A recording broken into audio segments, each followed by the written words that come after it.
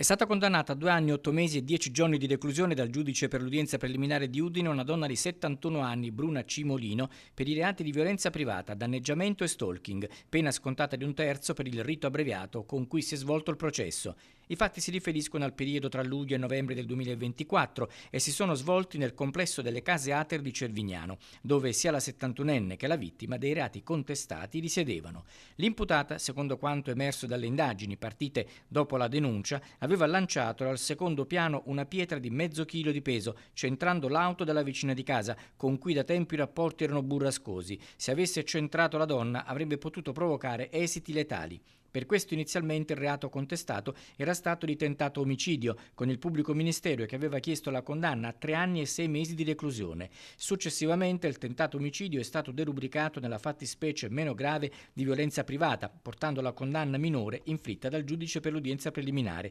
rispetto alla richiesta dell'accusa. La donna, in seguito agli episodi riferiti dalla vittima nel tempo, tra cui tentativi di aggressione a lei e alla figlia e un colpo alla testa inferto al marito con un batticarne di legno, era stata sottoposta agli arresti domiciliari per evitare contatti con le vittime, disposizione che ha violato nel mese di agosto, costringendo il giudice a disporre il carcere dove attualmente si trova. Potrà tornare ai domiciliari nel momento in cui l'Ater avrà trovato una soluzione per trasferire la sua residenza in un altro complesso, allontanando così definitivamente